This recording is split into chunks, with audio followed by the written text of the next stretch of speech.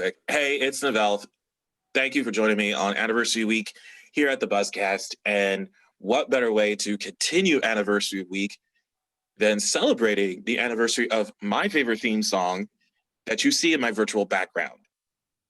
It celebrated it. I had to think of it real quick. It celebrated its 39th anniversary yesterday. Premiered on As the World Turns, November 2nd, 1981. And the person who just sit down that you just saw is one of, if not the main voice of this theme that you see on my background when he began announcing for the show in 1982. Actually, I started in December. You started in December 1981. Yeah. Late in Christmas. There was actually only one other guy before me. His name was Dan McCullough. Dan McCullough. Mm-hmm. And Dan, I think Dan did it for 26 years.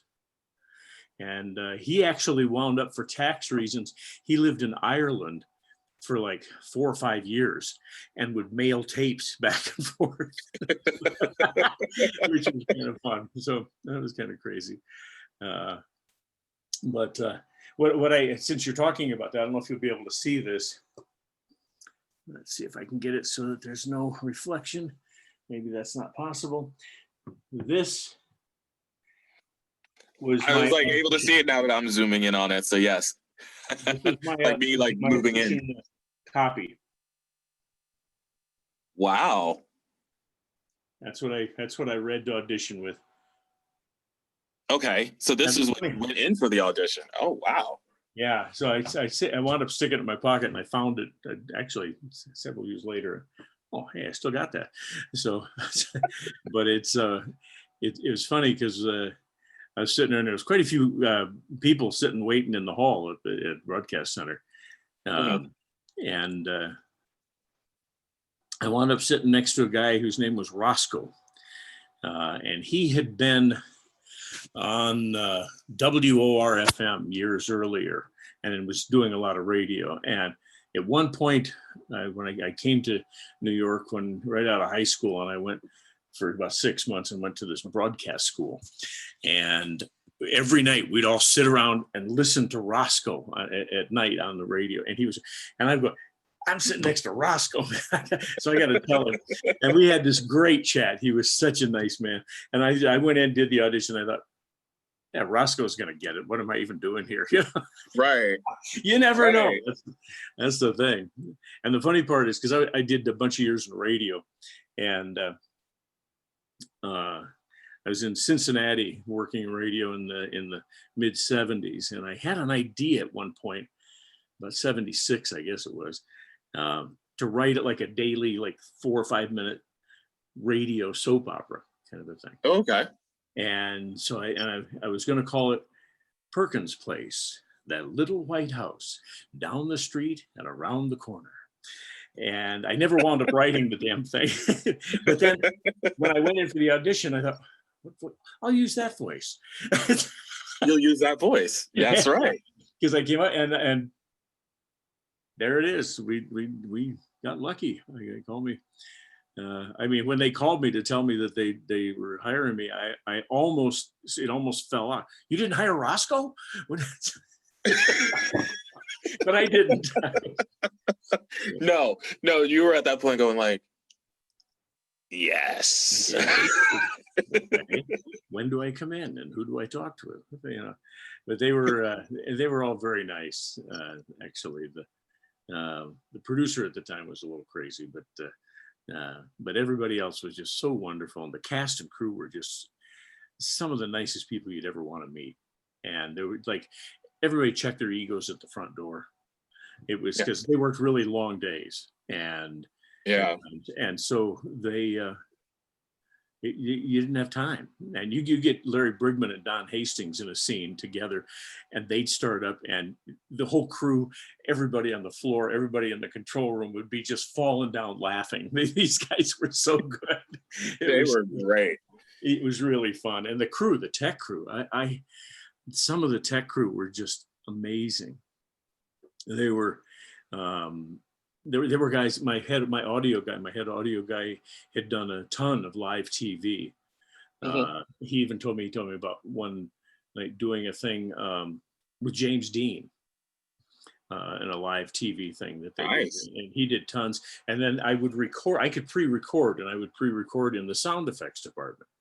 The guy who ran the sound effects department worked on War of the Worlds, the Orson Welles radio. Orson, okay, yeah. It scared everybody. He worked on it. Bill was one of the nicest people. All of the sound effects guys were just such good, down-to-earth people. And the thing about the crew guys, they joked around and they did all this stuff. When it came time to work, boom, 120%. Right. They were the most professional people I've ever known. I loved those guys. They were just the best. It was an absolute treat. I'd go in, and because I'd go in when we got to the broadcast center, we'd tape what on the front of the tape. They'd do like between 9:30 and 9:45, and then they'd start shooting. Mm-hmm. And sometimes I'd do a hangout with Jack, my audio guy, or I'd go back in sound effects and sit with and talk with the guys, and I'd just hang out for a couple hours just because they were great. Yeah. Great guys. You got to watch them play. I think that's really cool. Yeah, exactly. For sure. And it's so, I don't think I've ever told you the story. I've told other people the story because everybody was always asking me, why do you like that theme so much? Like, why do you consider it to be your see all, hear all, be all, end theme of this? And I told them flat out, I was like, okay, well, here's a story. One day in preschool, we were flipping through channels. We were trying to get to the station that was playing the cartoons during the day. Mm-hmm. They managed to stop on CBS, and As the World Turns was on. Oh. Had no idea anything of this episode at the time. I mean, I knew what the other shows were because my mom and my grandma watched it, but I never saw World Turns. The other ones that I had checked out for like a hot second were Young and Restless and All My Children. Those were the two that I was able to see because of my mom when I was at home. So then here I see this bluish globe just swish across the screen. And then here it is, the title and the three beams coming out. And I'm hearing this theme. Well, really, the beginning notes of the song was what drew me in. I'm like hearing that glissando like come through. And then I'm going, what the heck? And then I see the bluish atmospheric glow of the globe swishing through the screen. And then I hear the voice. And then I'm going, whoa. Now, this is me being a 4-year-old kid. So, 4-year-old kid, you're memorized by everything. So, it doesn't take much. But so then it was really that opening theme song to where I just started watching it on a consistent basis when I got older. Probably around 6, 7, I really started to know a little bit more about the characters. I knew Lillian Holden and Lucinda. I knew Julie and Caleb. I knew that Holden was the father of Julie's baby. I was like, how am I supposed to know this at 6 years old? But I did. Good for you, man. That's great. That's really fun. That's when I started watching. I started watching during that whole thing when Holden and Julie had the affair. Mm-hmm. And then, Julie got pregnant with Holden's baby and Lily and Holden got married. And then I really fell into it when Holden got mugged, got the amnesia, and Margot's rape in the summer of 92. That's really when I started paying attention to it a lot. And I always was just like, I always loved that theme. I just loved that theme to the point where I just heard you say that title with or without a sponsor tag. Because when you started, it was every day a sponsor tag. And then when it hit 88, there was no sponsor tags every day. So then it was just you saying the title. And I was still like, he still said it like a boss. So he said it like a boss. It was like he doesn't have a sponsor tag to promote, but he still says the title like a boss. I'm okay with it. All I looked forward to was Fridays when I just heard you say your full name and come back and invited me on Monday. Like that was my That's what I always waited for Friday. I was so like, it's Friday. He's gonna say his name. Like he's gonna say that inviting me back to Monday. That was literally my whole thing. That is that's just wonderful, man. Thank you. I told everybody I was gonna fanboy today. I was like, I'm literally fanboy right now because I was like, I'm talking to the voice. I'm talking to the voice I grew up with that I was such a huge fan of. I really am. That's cool. That's really cool. Yeah. You never really know. I get letters every once in a while from somebody, but not very often at all, you know. And back then in the 80s, we had hits, which is funny because I look at what TV ratings are now. We would get between 10 and 12 million viewers a day. Yeah. Yeah. Now 5 million, you're like, whoa, that's incredible. But no, we had but it was just cool. You know, it was, I one time they gave us a jacket, a satin, like a baseball jacket kind of thing that had the logo on the back and your name up here. Mm-hmm. And I went to, in the 80s, and I went to, around Christmas time, had some time off, and I went to Nashville to visit a friend. And I walked into this boot store. I was looking for cowboy boots, and I'm walking. Cowboy boots. There was this short guy who kind of walked like this. He was walking around, and it looked like he just escaped from prison or something. He was kind of following me around the store, and I went, "What the hell's going on here?" And then at one point, I'm standing there, and he's just a little ways away from me, and his son walks up to him, and he said, I hear him whisper something about, "As the world turns." Yeah. And I thought, uh-oh, what's going on here? Right. And all of a sudden he turns to me and he says, "Excuse me, but you own that As the World Turns show?" And I went, "Yeah, I am." And he said, "What's going to happen to Betsy?" That was Meg Ryan. And I almost fell down. Was this the car accident when Meg Ryan left before Lindsay Frost came in? Yeah. She had the plastic surgery. Okay. Yes. So I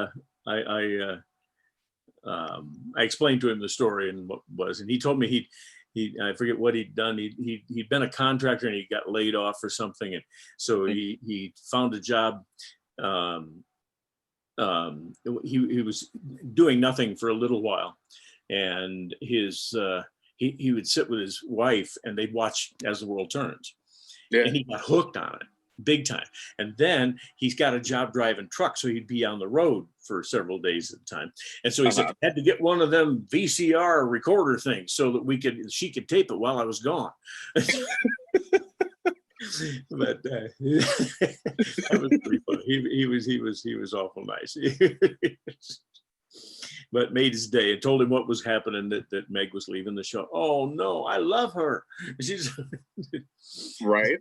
That was always fun. Meg was a real sweetheart, and when I first was on the show, we were in a studio that was over on East 76th Street, and then a few years later we moved over to the broadcast center, and but I'd go, and at that time I recorded before the PM session started. There was an AM and a PM. Okay, gotcha. Session. And so it was like at 3:30 or 4:30 in the afternoon. And so I get in there, and I get in early, and I go to a wardrobe department, and everybody be sitting around just kind of hanging out, telling jokes and talking and laughing. And it's Meg Ryan and Marissa Tomei and Colleen Zenk and all of them. Everybody's just sitting around, and everybody was so sweet and so much fun, and we just laughed like crazy. It was just a real treat. It was just fun. And so it was. And then one time, my audio guy, Jack Winchy was his name. Edie Adams was on the show. I think I said that's who it is. I can't remember names anymore. And she was married to Ernie Kovacs. Yes. Yep. And that's Jack, okay. There was a studio at Grand Central Station, a CBS studio, and that's where Ernie Kovacs did his show. Okay. And he would actually be down on they lived down Park Avenue South somewhere, and they'd station some people south of Grand Central on Park, and he'd come flying up in his Corvette, and the guy'd get on the phone and say, "Here he comes," and the guys would meet him at the door, and they'd already be playing the theme music. He'd jump out, and then they had the gorilla costumes or something. They had the trio. Okay. These guys playing, and he'd go up and he'd run down the hall and put it on, and then they'd walk out and they'd move the camera to a close-up of one guy, and one guy jump out and he'd jump in, and then he'd take the head off and welcome everybody to the show. And Jack did that show, and he just loved Ernie. He was such a good guy. And one day Edie was on the show, and he said, God, I'd really like to go down and say hi to her. I haven't seen her in so many years. And because Ernie had died. And right. Yeah, but I don't know. I don't know if she won't remember me or probably or nothing. And I sat down and said, Jack, you liked Edie. You talked to her. You loved Ernie. He said, yeah. I said, go on down. They were in the break. They were kind of rehearsing and doing stuff. I said, go on down and say hi. He said, really? I don't know, Dan. I don't know if I can. He said, Jack, go do it. Come on. And I took him down the stairs. We walked in. I said, go on in. He walked out onto the set. She happened to turn around and she went, Jack Winchie? And ran and wrapped her arms around him. And that's amazing. Made him so happy. And later he said, Dan, I can't thank you enough because I wouldn't have said anything. He said, and it was so nice to see her again. That was great. And so, yeah, that was just one of those moments that made me so happy that I was able to give that to Jack because he was a great guy. He was a good guy. Good. He was a good man. Here's another photo. I don't know if this will work or not. I'll be able to see this. Where do I go? Oh, I go up here. Yeah, you can. Yes, I can see that. Yeah, I can see that. That's in the booth, the announce booth. And I had an old Rolleiflex or some kind of Rolleiflex camera, and I set it up and set the timer and took that, and it's just kind of fun. I just love it. You like every time we tweet each other, you just send me. I see these pictures of you and in booths announcing for the show, and I'm just going like it just makes my heart warm because I'm going like it's great, especially when I'm like pointing out the dates of when you first were heard and when you last were heard. I'm going like, yeah, no, I know, I know the stuff. Yeah, trust me. I believe it's been 22 years. It's like, really? What have I done since? I did. I wrote that. It was, September 18th. Yeah, September 18th, 1998 was your last day. Yeah. I put it on Twitter. And I think that really was your response. It's like, has it really been that long? I said, yeah, bro. I don't really. It's like, but I've always done so many things in my life, so many different things. I mean, I was in broadcasting for 35 years. When I was in New York, I was working at WPIX FM at the time. I did that for from 80 to 85, and then wound up working at World Turns. Plus, at the same time, I was part of actually a little later, about 85 or 6, I became part of a classical theater company, the Pearl Theater Company. I was a founding member. So I was studying acting with John Strasberg and Geraldine Page and Shelley Winters and all these people, and was acting. I did over 150 TV commercials on camera.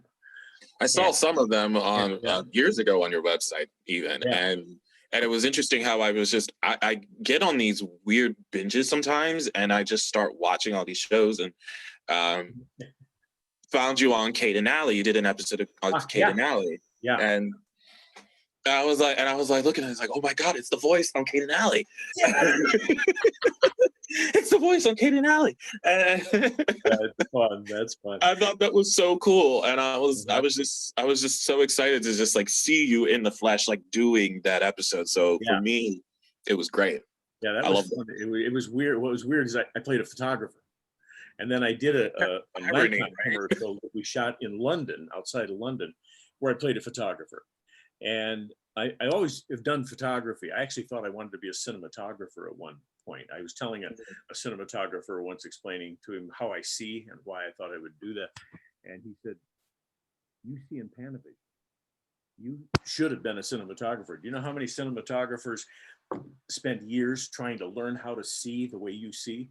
things. Yeah. So I always had a visual eye. I always had, when I was a little kid, I had a little brownie camera, and I took pictures of everything. Uh-huh. And so I went back and started doing it professionally. I set up my little business and was doing tons of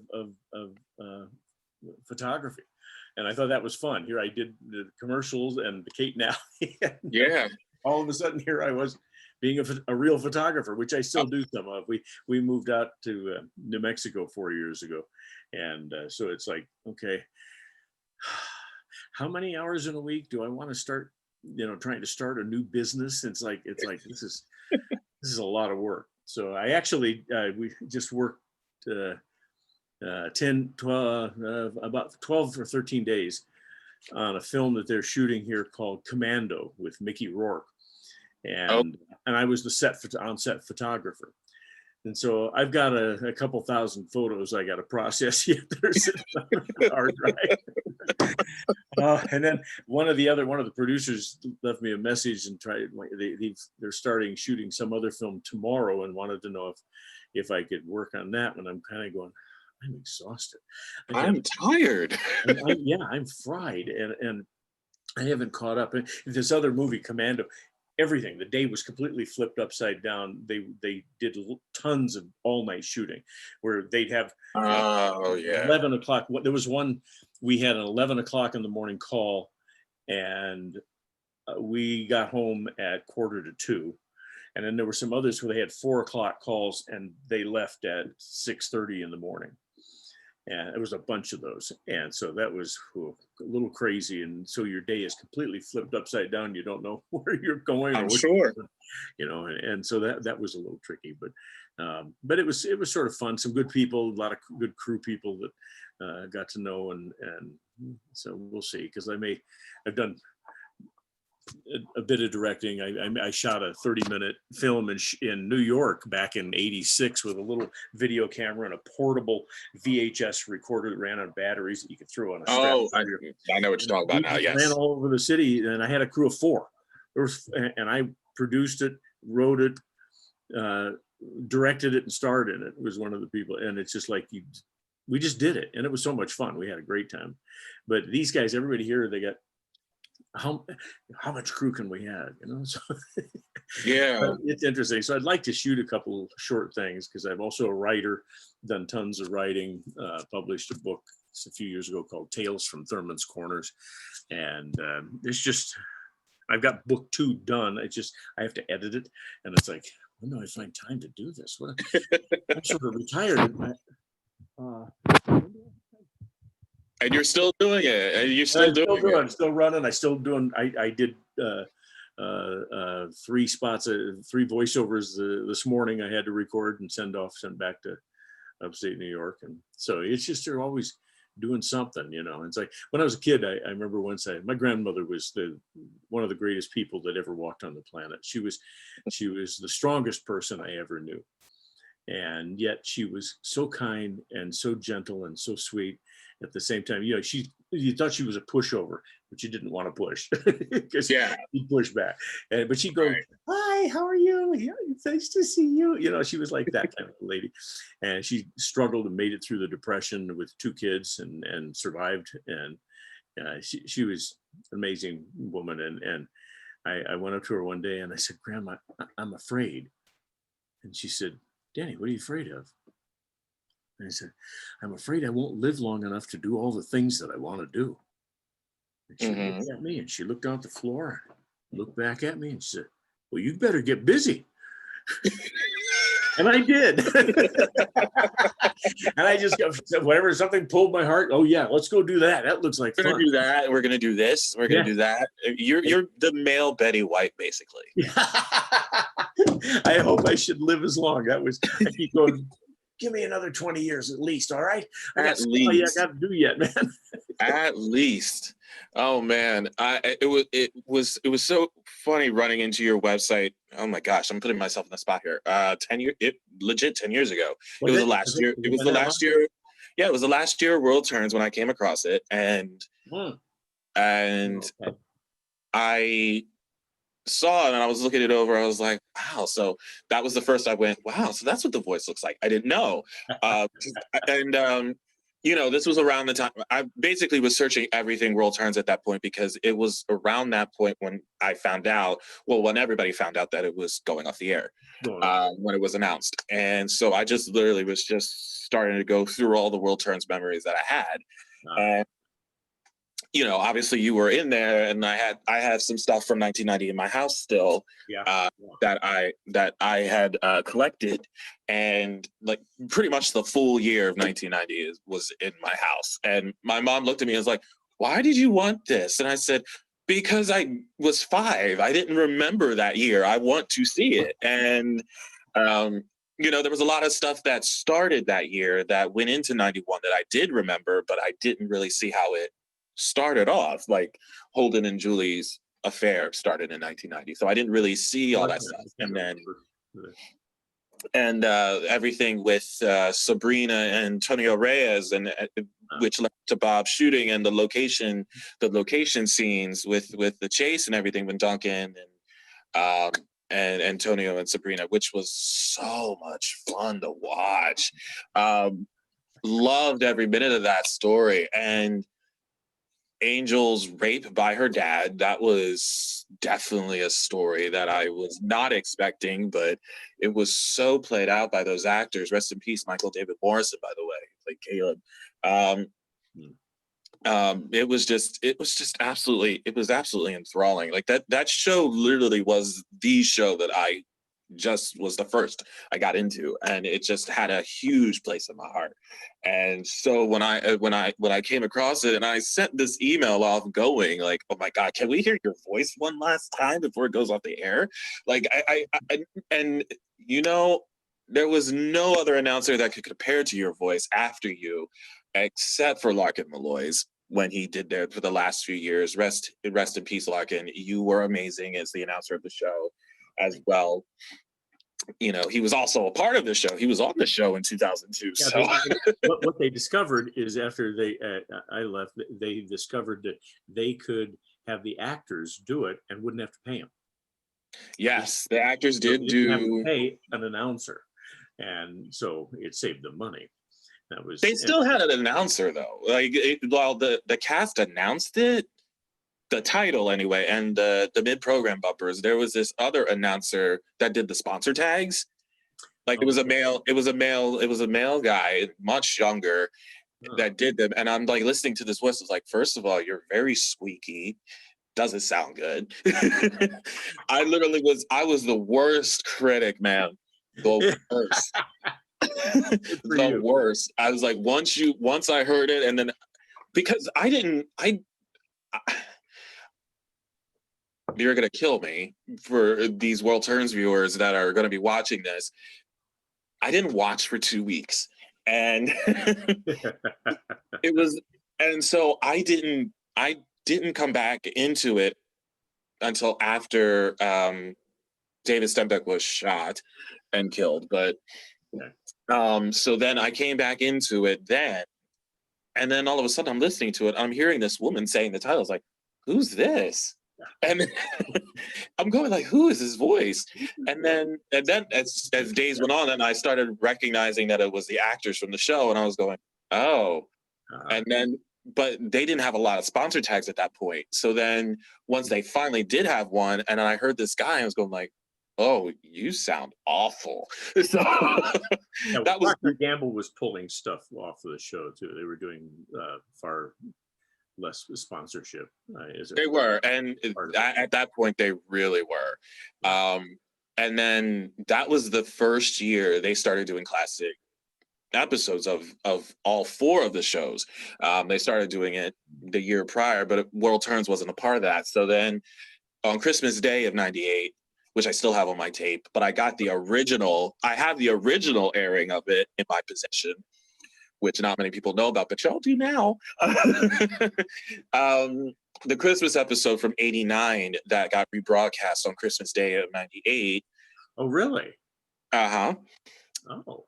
What happened was, which really grated my craw, not just on that episode, but also on New Year's Day 99, they rebroadcast the episode from June 24th, 87, which was the which we call Pitchfork Day. We call it Pitchfork Day. That was Iva coming into the barn and revealing that Rod was Lily's dad. Okay. That's why we call it Pitchfork Day, because Iva ran in with a pitchfork. So both of those days, when they rebroadcast it, your voice got edited out. Oh, they did. They edited your voice out of the intro and the mid-program bumpers and the end credits. Really? And they replaced it with the cast member's voice that they were doing it at the time. Okay. So you weren't heard those 2 days, and I kind of just sat there going, "What happened to Dan Regent? Like, what? Like, he's not here." And so, I was like, "Y'all didn't announce it back in the '80s. Like, what?" So it was upsetting to me, obviously, because they would have do something especially knowing that theme was going to be rebroadcast that day. So I already was excited. And then when they cut that out of it, I was like, oh, no. But then they brought you back 2 years later. So in the classic episodes 2 years later, your voice was heard again. So I was like, okay, at least you brought him back for these episodes you aired again. So I was like, okay, I'm a little happy now. But that year I was very upset and very critical about announcing duties back then. I was not a fan. I'm still to this day bitter. But everyone knows how bitter I am. I mean, I've said it, you've seen it, and I'm just like, yeah, I'm still very bitter 22 years later. So.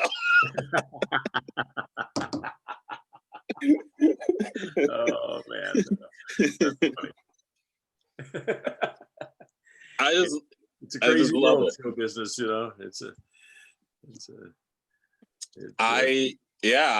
I was just completely just taken aback, going like, what do they mean Dan Regent is gone? What are you talking about?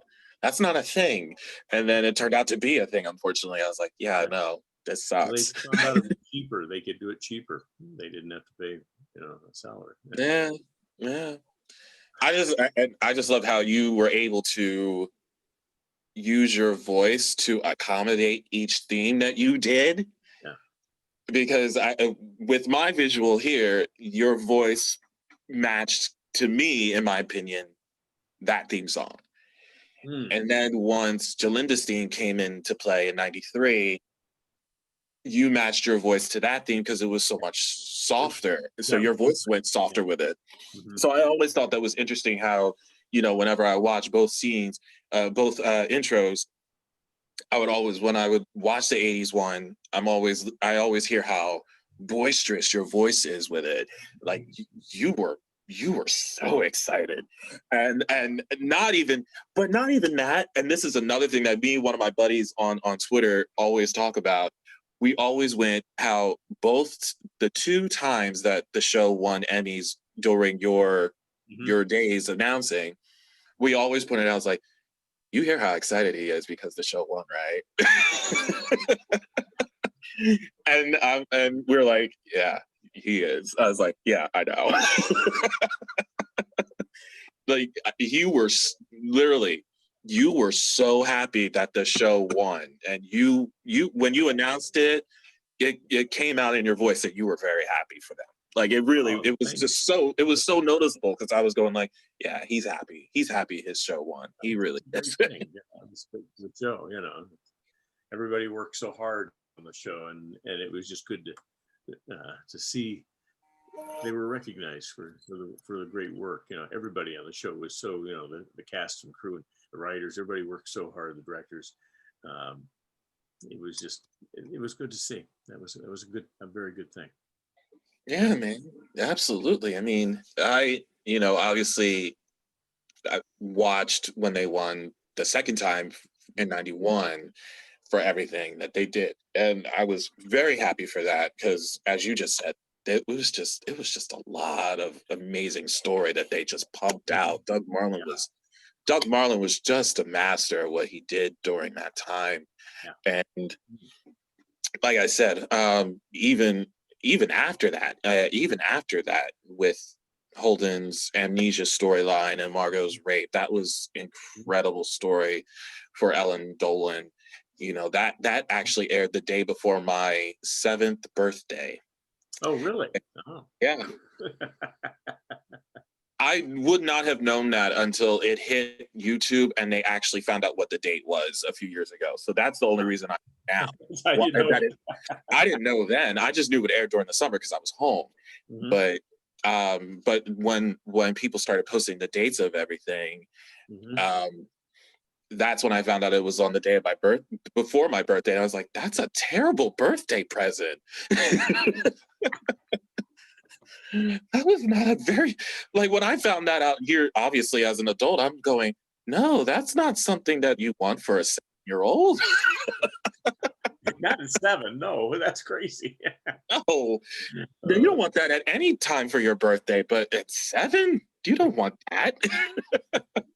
At least you warned us in the beginning that viewer discretion was advised, but I still watched it. I was like, maybe I should have listened to Dan in the beginning of this show when he actually said, viewer discretion's advised. I should not have watched it. Watch it. Yeah, you should have gone to your room. Yeah, because I was in the living room when that was on. I should have went to my room and turned on Popeye or something. But no, yeah, that's it. Not at all. I decided it's like, yeah, man, I'll just watch it. It's good. It's fine. You know, that's it. And then all of a sudden, I thought I was just going to see a hold up. In the beginning, it was a hold up. And then all of a sudden, it went way deeper than I said, oh. I was like, Margot got attacked. And I felt so bad. I was just like, yeah, I shouldn't have watched that. I shouldn't even watch when Holden got mugged, but I sure did.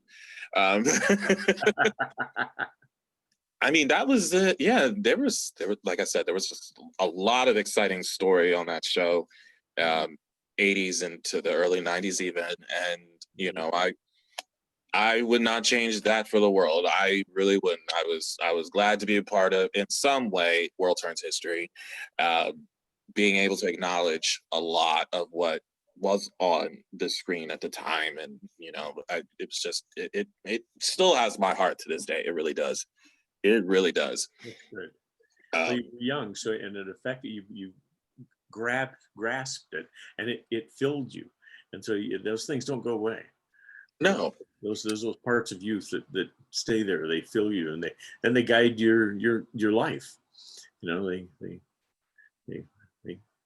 they give you the fuel to move forward. You know, sometimes. The actors, as you mentioned numerous times in this, and I completely and wholeheartedly agree, those actors on that show were just amazing. They're just such talented people. And when you mentioned about Don and Larry Brigman, you know, those are, I mean, two powerhouses in scenes together. I mean, you know, it's just, they're absolutely phenomenal. Eileen Fulton was my girl. Loved me some Eileen Fulton as Lisa. She was just, you know, if you wanted to be the extra, as she describes herself, the bitch, and she was extra with it, she played that to the hilt. You know, in her prime initially when it started, when she started in the 60s. And then I just love the fact that Marlon was able to re-energize Lisa, you know, and I think that, you know, he brought something to her that, you know, just revitalized that character. The same thing with Colleen Zenk's Barbara Ryan. I think that Marlon was able to revitalize Barbara in such a way where she wasn't really a villainess, but she was a vixen. And I loved that whole story of how she faked sleeping with Tom, then played by Greg Marks at the time, and you know, Margot at the time played by Hilary B. Smith.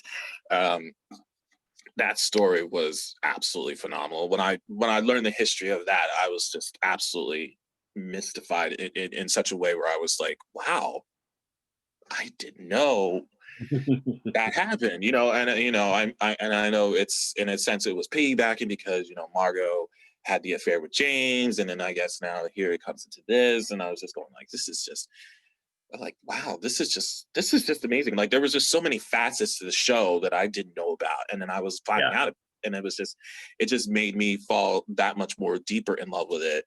And and there are times where I would just like watch these episodes, and I'm just like looking at these scenes, and I'm just sitting there going like, if he's sitting in the booth, what is he thinking right now by watching this stuff?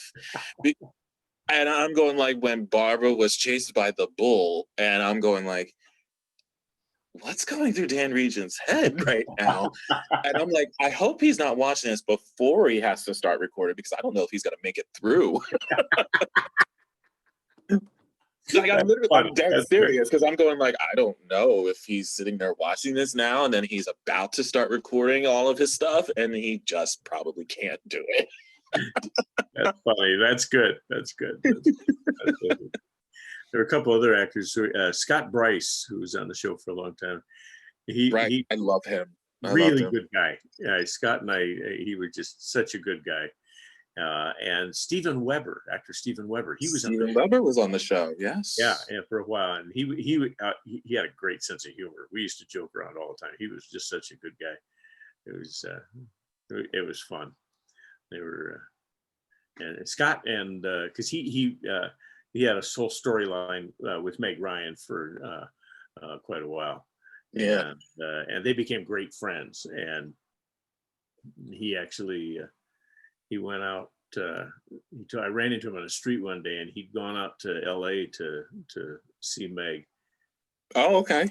And he pulled into the driveway, and car comes down the driveway, and it's a long driveway up to the house. It's house that way back. He pulled in, and a black car comes down the driveway toward him, and he looks in his rearview mirror, and another black car comes up behind him, and they stop him, and they tell him, please get out of the car, on the little walkie-talkie, speakers in the grills. So he got out, and they came up to him and said, what's your name? He told him, and he said, what's your business here? And he said, I'm having lunch with Meg. She's a friend of mine. And they said, hold on. And one of the guys went over, and he called the house and said, she said, yeah, Scott's cool. We're having lunch. So yeah, send him on up. And he said, sorry for any inconvenience. They were very nice to him, and said, please, Miss Ryan's waiting for you up at the house. And he said, thank you. Got in.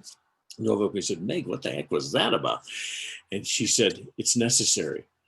She'd had so many threats on her life and her kids with that, it was just living in horror. And Scott told me, he said, talking with her and being there and seeing this, he said, I decided I don't want to be on camera anymore. I don't want this life. And he wound up working behind camera, set up his own studio, and started shooting stuff and doing it. He just said, no, I ain't gonna do it. And I went, wow, that's crazy. Yeah.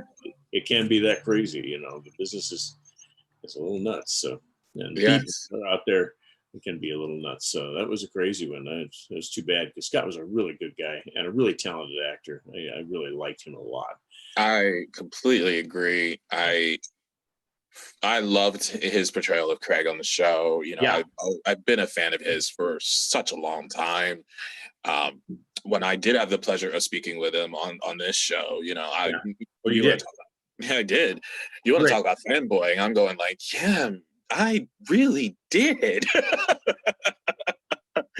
But it was mainly because he's been a huge fixture in my life on the screen for so many years. Yeah. So having the chance to talk to him as well as his acting history is really, really cool, because I know he did plenty of other stuff outside of World Turns too, which I thoroughly enjoyed. So I wanted to, and he's just so funny. I love seeing him in sitcoms, because he really does have a really good sense of humor. He had a really good sense of humor. We used to early on, we got joking around about the Firesign Theater, Nick Danger. I don't know if you ever heard of that stuff. And And so we started playing and talking about it one day and joking and kind of going, Nick, Nick, Nick. And so we started this game, and we'd go around, and whoever saw the other first any given day and could sneak up behind him and go, Nick, won. He didn't win anything, but it just became this game. We would go around assassinating each other every. I just don't feel like this is surprising to me. No, it was just this fun little game, and we'd just go. And sometimes, like, he'd be talking with people, and I'd just walk past him, and I go by his ear, just very quiet, so that they didn't know. It was our little game, and it was fun. It was so innocent and simple and silly and fun. He was just a good guy. I miss Scott. He was just a good man. I miss seeing it. I kind of lost track of just about everybody. I ran into Colleen one day. I was living up in about 8 or 9 years ago. I was living up in Hudson, New York. It's about 2 hours north of the city, right on the Hudson River, south of Albany. And I was walking down the street, and a couple of people came out of this little restaurant, and I knew one of them was a local woman. And I looked, and there were 2 other women with her, and one of them was Colleen Zenk. Colleen, Dan? We hugged each other. What are you doing in Hudson? And she said, I got friends. We're seeing this play tonight. Oh, that's it was just so much cool. fun. It was just so nice to see her again. She was so talented. She was really good, because there was one point where she had a storyline in the early 80s at one point that was like, how does she do this? When does she sleep? Man, she was AM and PM, they get done at 1 o'clock in the morning, and she'd be back on set at 6 in the morning, and it's like, oh man.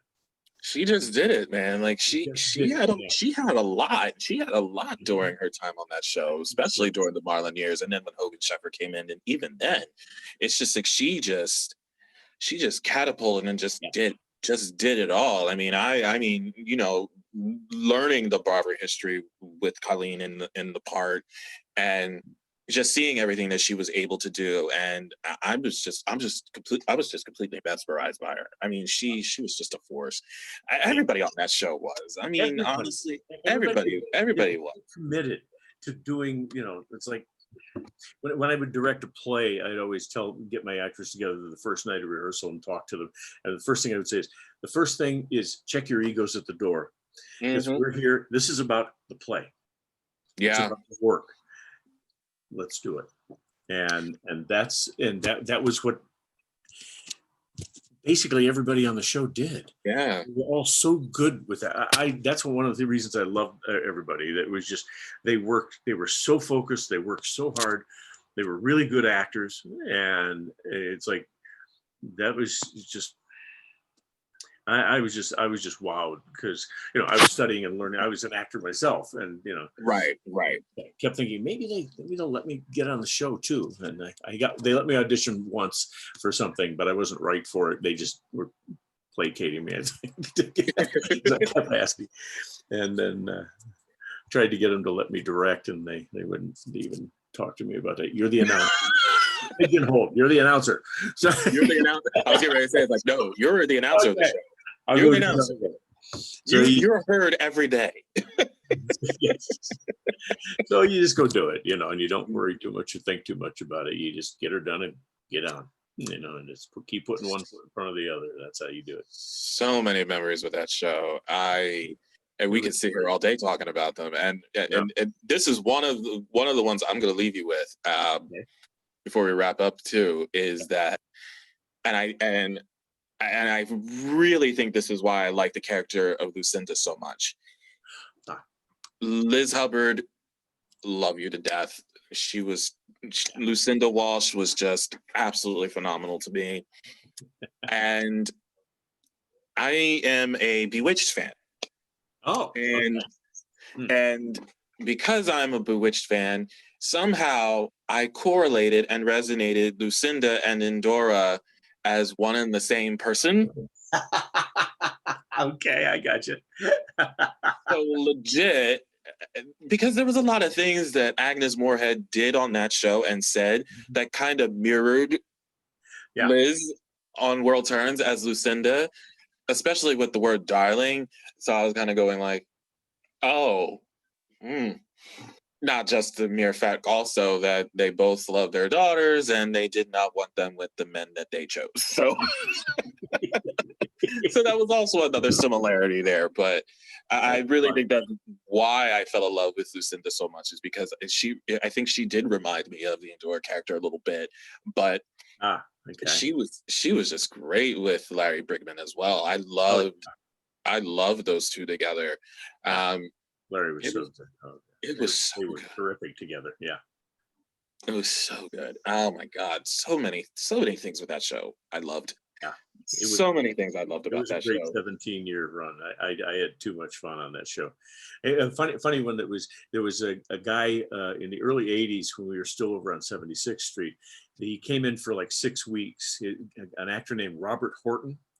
I don't know if you know who he was. He was on a TV series in the 50s called Wagon Train with Ward Bond. Oh, okay. Yes, I've heard of Wagon Train. Yes. Yeah, and he played a character called Flint McCullough. He was like the second lead. And I bumped into him one day in the hall on the thing, and he said he wore cowboy boots, and he said, and I wore cowboy boots all the time, and so we started talking about cowboy boots. And so every day we'd stop and I'd bump into him and we'd chat when he was on, and we'd chat and joke. And it was getting toward the time when his character's time was ending and he was going to be leaving. And I told him one day, I said, Bob, I got to tell you something. And he said, what's that, Dan? I said, when I was a kid, I grew up in this little town of 1,800 people. And we had one movie theater in town. And I remember going down, because I loved Wagon Train. I said I watched it all the time, but it was in black and white on my TV. Right. And so they made a film of Wagon Train, and it was released. And I went, oh, cool. And I was walking past one day, past the movie theater, and I looked, and there was a picture of Flint McCullough, Robert Horton. He had red hair. And I went, oh my gosh, Flint McCullough has red hair. I can be an actor then because I have red hair. and I thought I couldn't. You had to have black hair to be an actor because I was black and white TV and everybody had black hair. And I told him that, and I said, so that's why I'm here. And he looked at me and said, Dan, are you serious? And I said, you bet, Bob. And he said, oh man, that touched he grabbed me and hugged me. He said, that's the best one, man. Thank you. I'm going to carry that one with me forever. I thought that was so sweet. He was such a nice guy. That was fun. So you got a chance to meet some people like that and have fun with that too. So it was a good time. It was a great time. Well, you know what was a good time? This was a good time. I was so happy I got to talk to you finally. It was just, I have to thank Candace for this. Candace Mag, I know you're going to be watching this, but not too bright. I have to thank her too, because she put that out there, and I'm going like, what? Oh yeah, I saw the I saw the post that she posted. So yeah, tell her I said. So that's hi Candace. Yes, I was going like, hey, you know what? Why don't I do that? And the rest is history, and here you are. And that's fun. I literally messaged her on the side. I was like, he's got to say it before we leave. And she was like, he has to. I was like, no. I need to make sure he says it before we disconnect. In that voice, I need to hear it. Way too bright. No, you come in very well. The sun's just went down, and I had by the patio door, and the sun went down, and so I couldn't do it. The fun part was always I'll do it, but I'll do one of the commercial things with it. Okay. That was one of them. I kept going, are you serious? And actually, I can't remember, Hillary Bailey one day ran up behind me in the hall and jumped on my back, and in my ear she said, how do you say that And I said, with a straight face. With And a straight face. I imagine a calculator punching and ringing up money. And that's how I do that. Because it's As the World Turns, brought to you today by Always Maxi Pads with wings that wrap around to protect your panties. That was the hardest I one. think I did hear that. I did find one of those, and I was going like, because there's some of the slogans that I'm listening to, and I'm going like, he totally—he's got to be laughing. Some of them were tough. The other was what was the Zest deodorant soap, the refreshing. Yes. Back to life, and I went. Refreshing is not a noun. I know. I was going like, that's what it was. That was the and it literally was in the commercial tag, and I'm going, he had to say it. You had to say it. Yeah, he had to say it. It was literally in the promo. It's right here. I'm watching the commercial. Yeah, you have to do it. You know, it's there. So it is there. You know, I thought that the dangerously delicious cookies for Chips Ahoy was a thing, but you know, because that was also a sponsor that you did, it said, which, by the way, was the original sponsor of that Christmas episode we were talking about earlier. And so I was going like, all right, that's cool.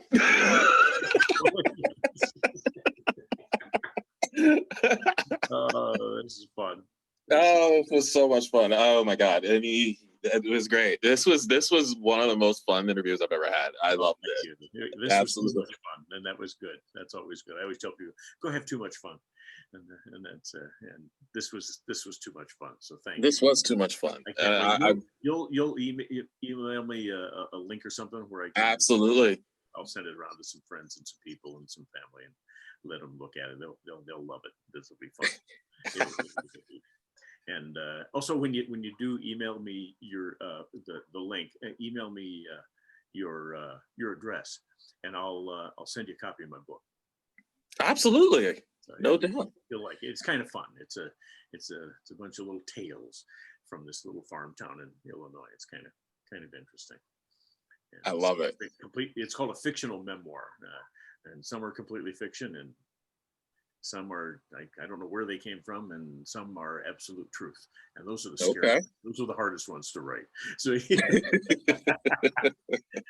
you never know. So you never know. All right. Well, this was fun. Thank you so very much. Thank you very much for joining me. I really appreciate it. It's not Friday, but who are you? This is Dan Regent, inviting you to join us again Monday for As the World Turns. He still got it after 22 years, man. He still got it. I don't know where it comes from. It does. It just is. I don't know. It's still there, though. It's still there. I appreciate it, though. This was so much fun. I had 1/2 second where I went, what do I say? Just to be like, wait, what do I say here? Oh, wait, I remember now. Been a while, you know. It's like, woo, you know. It's been 22 years. I mean, I know. How does that happen? Yeah. Just like a shot. It's like, whew, life is what happens while you're busy making something. And shooting all those photos, man. Just being cinematographer every day. Doing other stuff. I don't know. Just having fun and loving New Mexico. We moved out here. Good for you. I just love it out here. I've always, when I was a kid, we came out here when I was 11, and my mom wanted to move out here, and we wound up not getting to. But I just love the Southwest. It's so great. Yeah, and the funny part is, a week ago, Monday, I guess it was. What's today? What day? Tuesday. Tuesday. A week ago yesterday. There was this front that came down from Canada, followed the Rockies all the way down. Oh, we had 2 inches of snow. And not ready for it. And Wednesday morning, it was all gone. That's how it works here. You get a little snow, and then it goes away. It doesn't. That's what in the Midwest and up New York, and you get snow sometimes in early November, and it's still there on the ground in March. And so I'm loving that part about being out here. The weather's good. It's a good place, and it's pretty. So. Good. Very good. I love it. All right. This was too much fun, man. I thank you so much, and we'll be in touch. We'll talk soon. Absolutely. Let's do this again soon, I hope. All right. Thank you. This was fun. You have yourself a good evening. Thank you. You too. Appreciate it. All right. Yeah, it's Tuesday. Tuesday. Take care, my man. Take care. Bye-bye.